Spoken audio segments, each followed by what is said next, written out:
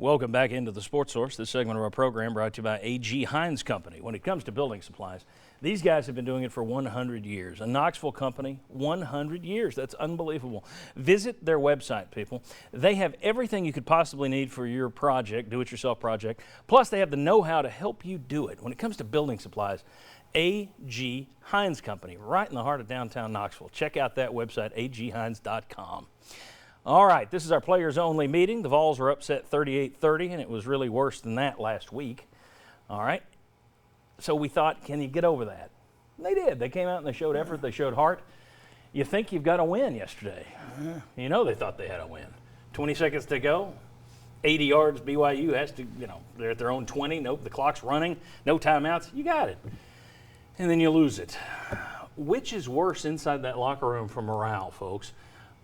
The first week's loss, the worst in 40 years, or this one where you think you've climbed out only to have the door slammed back in your face? Which is worse? Yesterday. It was too much. He played good enough to win yesterday. Throughout the entire game, Tennessee played good enough to win yesterday.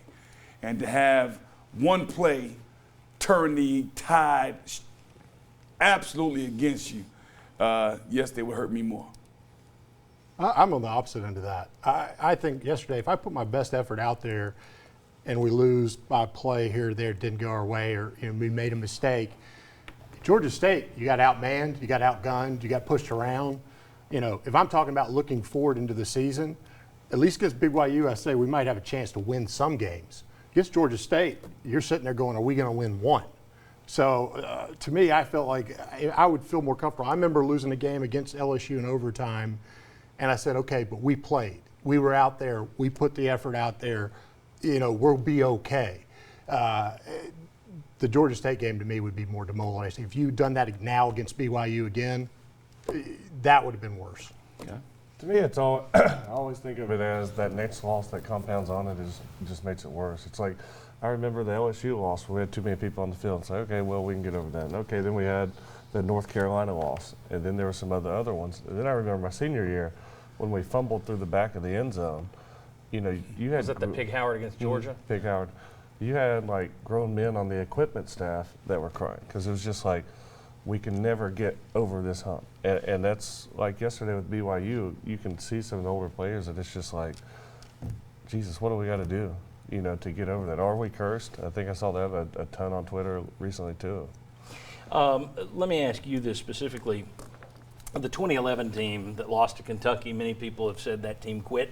You've talked to people on that squad who've said they quit. There were certain stars on the team that said, I don't care about going to a crummy bowl. Okay.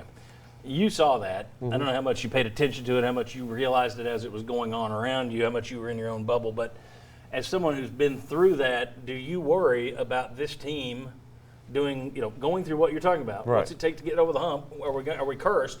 Do you worry about this team quitting at some point? I think you got to define what quitting is, and it's not just walking off the field.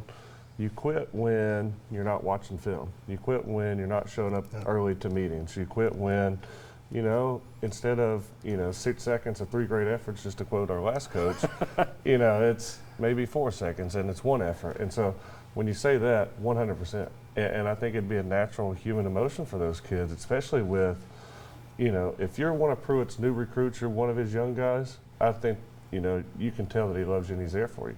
If you're not one of those, I think it's questionable right now, and I think because of that, those kids could quit in some of those actions, which is going to have repercussions on the field. Thoughts? My thoughts is this, I figured 0-2. I was on part of a team, unfortunately I was injured in 0-6, and Tennessee hadn't started 0-2 since that team, in 88. So what I can say is that team never quit. I know that team never quit. And that was something about the pride of wearing the power T. And when we turned it around, we flipped the script. So I want our Tennessee fans to get ready for a script to be flipped real soon. Well, go ahead, Will. I was going to say, if you struggle against Chattanooga, then that's going to give me the sign that you're going to start having guys quit. You got an off week. You're going to start getting into the tough part of your season where you're going to start getting beat up. Yeah. That's when you're going to see it happen. The interesting thing is the youth movement. Do you think the youth movement can help on that front? because you're putting young guys in there and they're at least getting to play. They're getting on the field. Does that help them stop the hang your heads, or no? I don't think so, because they also are young. They've not been in the college strength room for 3 to 4 years, and you're about to have that SEC schedule just hit them right in the mouth. You're going to get those nicks, you're going to get the bruises.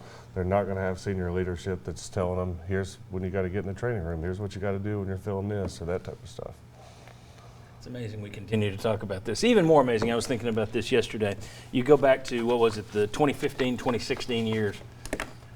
Tennessee won 11 straight games. They finished in the top 25 in 2015, top 25 in 2016. But they won 11 straight games from the end of one year to the start of the next. They fell behind against Florida, and they fought their way back.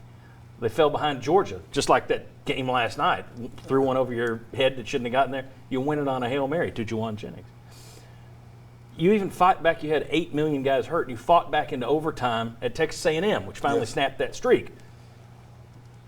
You can overcome this malaise in the program. They did for 11 games until Jalen Hurd quit, and then it all went to Hades. But right now, you look at this team, and it's just hard to imagine that we're back here after being there.